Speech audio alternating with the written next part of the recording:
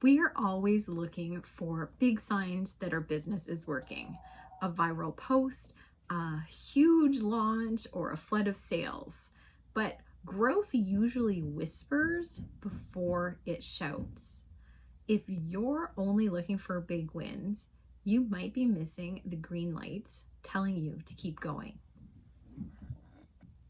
Sometimes you're too close to see your own progress. Talk about being in the eye of the hurricane. For me, every day I'm creating videos, I'm replying to comments, and I'm sending messages. I'm having coffee chats, I'm following up. I feel like I'm getting nowhere, but that's because I am here. All of these activities are happening around me, and I can't see it because I don't know if you've ever heard it described. I've never been in the eye of a hurricane, but what it feels like is everything is happening so fast around you, but you're in the eerie quiet. You're like, hello, can anyone hear me? Hear me, hear me. We have no idea. I mean, I've mentioned this before. I have family members who will say, oh, I see all of the things that you're doing. You're doing great things. Or even friends or colleagues, people who I've known as acquaintances. And I would not know that because they do not leave a like, never mind a comment or a share. And because I'm living inside of the work, instead of stepping back to look at it, watching those cows flying by, a truck there, a barn over there. That's why I track my numbers, because your data is going to tell you a different story. And you don't need a complicated system. I mean, half the time I have a little note paper here and I'm making little tick marks as I'm leaving comments or as I'm inviting someone to something, or I don't know what else you would want to track. I track the number of hours that I spend doing YouTube videos because I would like to focus on the data over the drama. So whatever you choose, I use a Google Sheet and paper, kind of a combination of the two. And I do like a Google Sheet because then I can have it summarize metrics.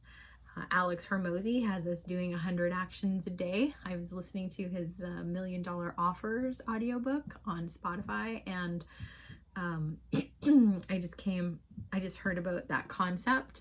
And if you want, I think the crux of it is you can use time or money. So if you want to spend $100 on ads, great. That's what you need to do for the day. If you want to do a combination where you have your ads, how many conversations are you having? How many sales calls are you booking? How many minutes are you spending creating content for social media? All of that can combined add up to 100. And if you do that every day, the goal is that after 100 days, you are going to be really far. Let's bring up another book that I love. Well, I don't love it, but I reference it and I like the concept of it, of the 1% better from Atomic Habits. Can't remember the author right now, but I'm sure you know what I'm talking about if you're in the business world and you read business books. 1% better every day. I feel like 100 actions a day is going to be more than 1%, but and sometimes I don't reach the 100. I have to say, if I hit 70, I think I'm doing well. Or if I know that it was a weekend and I want to take some time off, that's okay too. As long as I look at was it a weekend and I needed a day off, and I can understand, yes, that was 0. I'm okay with it being 0 because I'm going to do 150 a couple days this week to make up for it. You take a sick day, whatever that is. But it's the average of showing up, and data over drama, right? That's the answer, as my mentor used to quote to me. So you just need a simple system, all of that to say. And it does change your energy because you become intentional instead of reactive. So I want you to consider some of my numbers that I have so far for July. I think I did this a couple of days ago, but I created 217 new conversations. I'm looking at my numbers here. I have 61 invitations that I've dropped, 24 coffee chats. I'm actually booked out until I'm starting to book for September. So I've chosen, again, this is a way that my numbers are telling me my schedule is full. So what I'm doing is working. So I'm going to step back and focus more on my 100 instead of starting new conversations. I'm going to circle back to the conversations that I've had in coffee chats or wherever I've been having them and really get back to those relationships. We don't always need to feed new. I think personally, that's why I use a CRM, circling back.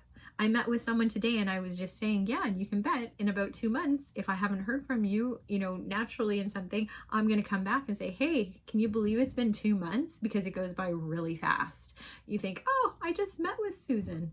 No, that was 2 months ago. It's Halloween, future me is saying. But you're not looking at what I was just explaining as, your coffee chats and your invitations. Those are not vanity metrics. That is the proof that the work you're doing is creating momentum. So again, I'm in the eye of the storm. How do I know that it's working? Because I made, what did I say? 61 invitations and I've already held 24 coffee chats. I'm booked out for the next 4 weeks. I mean, those numbers are numbering. And if you're interested in how I do this, this is the exact thing that I'm teaching inside of my school community. There's a link somewhere around, and we're talking about it in my premium offer. I call it Growth Lab, and we are doing experiments to see what is going to make up your combination to really get you going forward. So you know what actions you want to focus on in your 100. Maybe you don't have the cash right now, but that's a future goal to have ads do some heavy lifting. So you need to do some more time and more videos. Let's look at that. Let's talk about it. I love talking about this stuff, as you can tell from my whole YouTube channel that we do talk about it. So make sure that you're not ignoring the quiet green lights.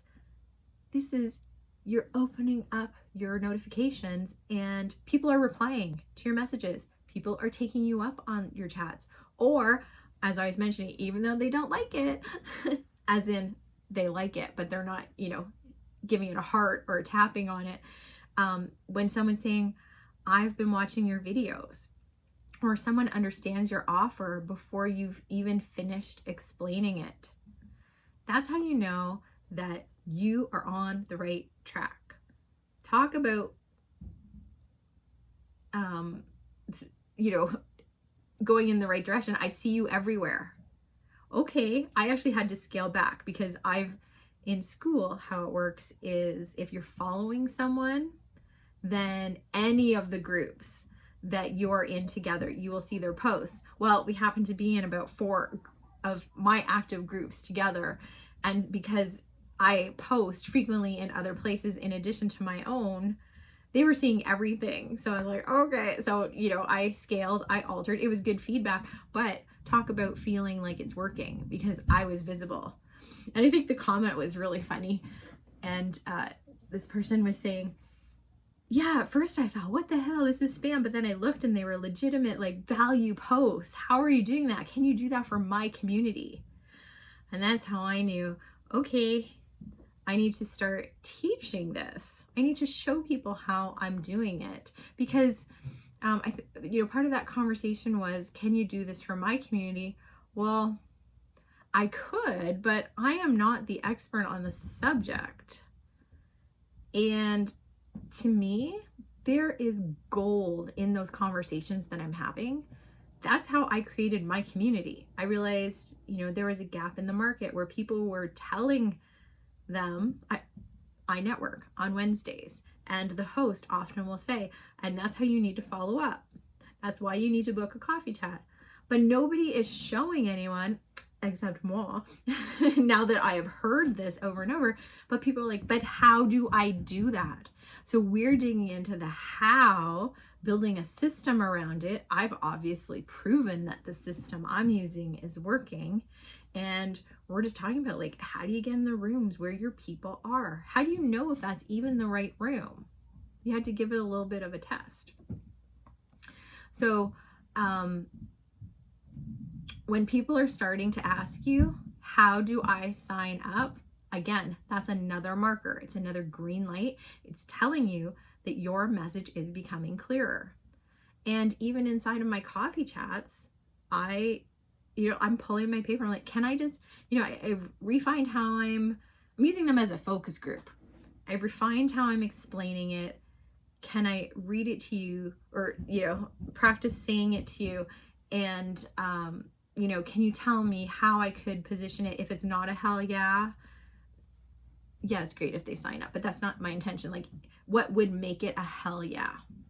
And from there, because they understand it too, if it's not for them, because I'm not trying to bait and switch in a coffee chat. I really do want the feedback. And I think people can sense that when I'm sharing it, which is also important. You don't want to bait and switch. A coffee chat is to get to know each other, but I've had people refer others to my program, or they've joined my free community because I've piqued their interest and they're like, yeah, let me check this out. Because if I'm going to refer people, I need to know what kind of the, community the free one is. So that's been a very valuable use of both of our time for that. And I do the same for them. I'm like, hey, is there something I can help you with in this call? And we do that and we have success with it. But one mistake I've made is, as I said, or a mistake that is easy to fall into, you become so focused on meeting new people that you're not following up with the people who have already raised their hand. And that's what I shared earlier is I'm so full with new people in the coffee chats. It's kind of nice when you put a limit on your time, because then you're almost forced to, okay. And I'm doing I was doing 20 new people a day. I had to pare it down to 5 a day, and now I'm 0. I can't reach out to anybody until I have more space on my calendar. But that's where it just made me go back to nurturing the existing relationships that I have, because, as I said, that's where the long-term referrals and the partnerships and the sales do come from. So don't quit too soon. I've mentioned this in previous videos. What I always think of is visually, there's someone, I'm going to use this. This is a piece of gold. This is the brick wall that I am digging into. And if I decide, you know what, I just can't do it anymore. I just cannot do it anymore. And I leave, look at how close I was to that success. And I gave up. Now, there is a time, I think, when some people do have to all right, it's really not working. But to me, I would say that's more of a pivot situation. But it's up to you, because how do you know whether to keep digging or change direction? And then that's the big question that I've been asking myself. And for me, the answer is the data. If the conversations are growing and people are responding and your messaging is getting easier, because it's July 30th, I launched on July 1st. I knew we were, and we are, in a proof of concept period. So I'm expecting it's going to take me about 8 weeks, 6 to 8 weeks to really be comfortable in my messaging and, start getting, okay, I have a couple people in it, and we're starting to refine what that looks like. And because I'm understanding, because they're asking questions and we're building it, that's why it's a beta price, right? That's why we launch things at a beta price. And when we get going, that's how we're refining things. I made a simple change. I had it at 12 o'clock Eastern, and now it's at 1 o'clock Eastern, because the current members are like, hey, it would work better for us if we could do, based on time zones, 1 p.m. No problem. And actually later that day, it was very serendipitous. I had a conversation with someone who was like, oh, I would join, but I can't make the calls at 12. And I'm like, well, actually, we're changing it to 1 o'clock. And they were like, I'm in. So that's how you have to prove that concept. Let it run. Listen to the people who are in it before you build it out fully. And that's how your messaging evolves, because you're living it. You're getting feedback from people on the outside. You're hearing from people on the inside. That's when the magic happens. Those are the green lights. And that is how you know to keep going, or, make your adjustments based on what the reality is. As we wrap up, I want to invite you to take a step back. Look at the green lights in your business that you may have been ignoring, because growth doesn't always arrive with fireworks. Sometimes it starts with one more conversation, one more coffee chat, or one more person saying, I've been meaning to reach out and I see what you're doing. These are the moments that are often the biggest signs that you are on the right track. I have a question pinned below in the comments, and I would love you to take a moment so that we can take this conversation further and see where you need support, or what you're doing well, what those green lights are that you're like, oh my gosh, I didn't even see that as a green light until I thought of it under this lens. All right, my friends, we'll see you in the next one.